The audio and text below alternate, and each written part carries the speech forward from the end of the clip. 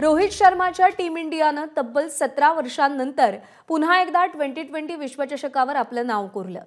या विश्वचषकाच्या बार्बाडोसमधल्या अंतिम सामन्यात भारतानं दक्षिण आफ्रिकेचा 7 धावांनी सनसनाटी पराभव केला।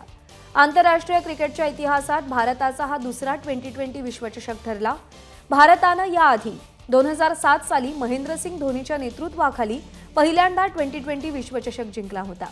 त्यानंतर तब्बल 17 वर्षांनी रोहित शर्मा आणि त्याच्या शिलेदारांनी भारताला T20 विश्वचषक पुन्हा जिंकून दिला। रोहित शर्मासाठी अभिमानाची बाब म्हणजे तो 2007 सालीही भारताच्या T20 विश्वचषक विजेत्या संघाचा एक सदस्य होता। क्रिकेट समीक्षक सुनंदन लेले सध्या आपल्यासोबत आहेत। सर, कालचा दिवस अविस्मरणीय होता। 17 वर्षांनी पुन्हा एकदा ट्रॉफीवर नाव कोरलं। कालच्या संपूर्ण सामन्याचं थोडक्यात विश्लेषण कसं कराल? विश्लेषण अनेक शब्दात करता येईल। मी एकच म्हणीन पण की 13 वर्षांचा ICC स्पर्धांचा उपवास तुटलेला आहे आणि 17 वर्षांची तपश्चर्या कोहली आणि रोहितची ही फळाला आलेली आहे। क्रिकेटने त्यांना भरपूर दान दिलेलं आहे, कारण भारतीय संघ सातत्याने चांगला खेळ करत होता, उपांत्य अंतिम फेरी खेळत होता आणि शेवटच्या पायरीवरती अडखळून पडत होता। या वेळेला मात्र तसं झालेलं नाहीये। रोमहर्षक, चित्त थरारक, नेल बायटिंग, किती उपोषण घेऊ मी, कारण या सामन्यामध्ये इतका रंगला सामना की शेवटच्या क्षणापर्यंत कोणी हलू शकलं नाही, परंतु साऊथ आफ्रिकन टीमला पुरून उरलेली आहे भारतीय टीम। सर, धन्यवाद। आपण विश्लेषण केलं संपूर्ण सामन्याचं त्यासाठी। आणि T20 विश्वचषकाच्या अंतिम सामन्यात भारतानं दक्षिण आफ्रिकेला विजयासाठी 177 धावांचं आव्हान दिलं होतं आणि त्या आव्हानाचा पाठलाग करताना दक्षिण आफ्रिकेनं 16 षटकात 4 बाद 151 धावांची मजल मारली होती। दक्षिण आफ्रिकेसमोर विजयासाठी 24 चेंडूत 26 धावांचं अगदी सोपं आव्हान होतं आणि त्या परिस्थितीत जसप्रीत बुमराह, हार्दिक पांड्या आणि अर्शदीप सिंग यांनी टिच्चून मारा केला, तर सूर्यकुमार यादवनं सीमारेषेवर डेव्हिड मिलरचा अफलातून झेल पकडला। त्यामुळे दक्षिण आफ्रिकेला अखेरच्या 4 षटकात 4 विकेटच्या मोबदल्यात केवळ 18 धावा जमवता आल्या आणि भारताच्या रोमांचक विजयावर शिक्कामोर्तब झालं।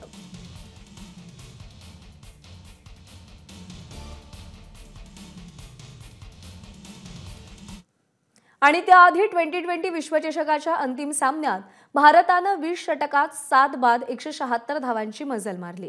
भारताच्या डावात विराट कोहलीची खेळी अत्यंत निर्णायक ठरली। या विश्वचषकाच्या उपांत्य सामन्यापर्यंत तो अपयशी ठरला होता, पण त्याच विराटनं फायनलच्या रणांगणात मात्र कमाल केली। त्यानं 59 चेंडूमध्ये 76 धावांची खेळी उभारली। या सामन्यात रोहित शर्मा, ऋषभ पंत आणि सूर्यकुमार यादव अपयशी ठरल्यानं भारतीय संघ 3 बाद 34 असा संकटात सापडला होता। त्या परिस्थितीत विराट कोहली आणि अक्षर पटेलनं 72 धावांची भागीदारी रचून भारतीय डावाला मजबूती दिली। अक्षर पटेलनं अवघ्या 31 चेंडूत 47 धावांची खेळी उभारली, तर शिवम दुबेनं 16 चेंडूत 27 धावांची खेळी करून भारताच्या डावात मोलाची भूमिका बजावली। भारत आणि दक्षिण आफ्रिका संघामधल्या T20 विश्वचषकाच्या फायनलमध्ये अनेक चढउतार पाहायला मिळाले।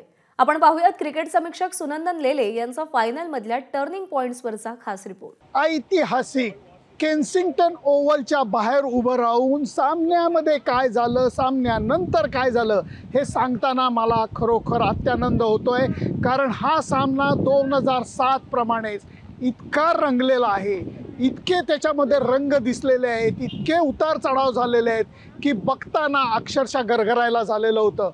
भारतीय संघाची सुरुवात खराब झाली होती, 3 खेळाडू आऊट झालेले होते, धाव संख्या कमी होती, थोडंसं दक्षिण आफ्रिकेकडे पारडं झुकायला लागलेलं होतं। त्यावेळेला संपूर्ण स्पर्धेमध्ये अपयशी ठरलेला विराट कोहली आणि संपूर्ण स्पर्धेमध्ये आपलं कायम योगदान देत असलेला अक्षर पटेल एकत्र आले आणि त्यांनी एक छान भागीदारी रचली, ज्याच्यामुळे भारतीय संघाच्या धावसंख्येला थोडीशी स्थिरता आली। नंतरच्या खेळाडूंनी सुद्धा, शिवम दुबे असू देत, यांनी योगदान चांगलं दिलं।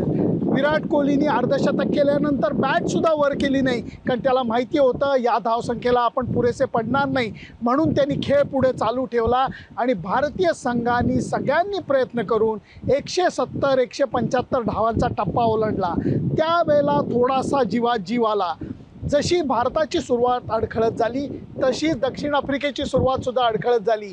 त्यांचेही सुरुवातीचे बॅट्समन लवकर आऊट झाले, पण नंतर खडूस आणि गुणवान क्विंटन डिकॉक आणि अत्यंत तरुण आणि आक्रमक फलंदाज स्टब्स यांनी सुरेख पार्टनरशिप केली. तेव्हा एक थोडंसं मनात चुकचुकायला लागलं होतं की अरे दक्षिण आफ्रिका चमत्कार करणार की काय. आणि नंतर तुम्हाला सांगतो क्विंटन डिकॉक आणि क्लासेननी केलेली पार्टनरशिप ही लाजवाब होती.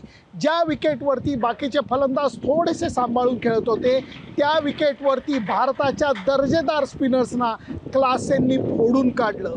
5 षटकार त्यांनी लगावले आणि त्यावेळेला परिस्थिती अशी निर्माण झालेली होती की 24 बॉलमध्ये 26 धावा करायच्या होत्या, ज्या T20 क्रिकेटमध्ये मोठ्या धरल्या जात नाही.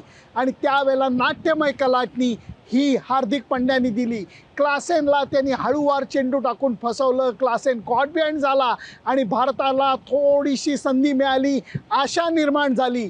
शेवटच्या षटकामध्ये सुद्धा 15 धावा करायच्या होत्या. त्याच्या अगोदरच्या ओव्हरमध्ये जसप्रीत बुमराहनी अचूक मारा केला, 2च धावा दिल्या, 1 विकेट काढली.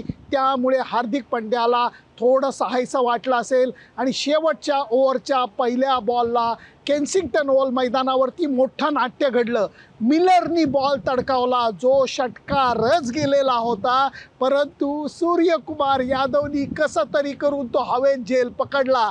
त्याला लक्षात आलं आपण मैदानाच्या सीमारेषेच्या बाहेर जातो, त्यांनी बॉल उडवला, तो सुद्धा बरोबर आत उडवला आणि नंतर बाउंड्री लाईनपासून एवढ्याशा अंतरावरती आपली टाच योग्य प्रकारे ठेवत प्रसंगावधान राखून त्यांनी तो कॅच पकडला.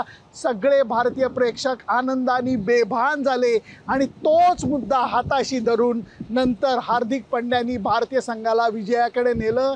हा विजय लाजवाब होता.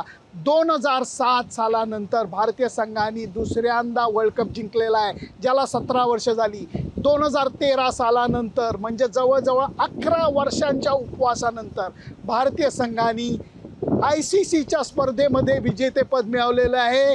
त्यामुळे तुम्ही, मी, आपले खेळाडू, सगळे क्रिकेट फॅन्स बेहद्द खुश झालेले आहेत. सुनंदन लेले, केन्सिंग्टन ओव्हल, बार्बेडस. ABP माझा, उघडा डोळे बघा नीट.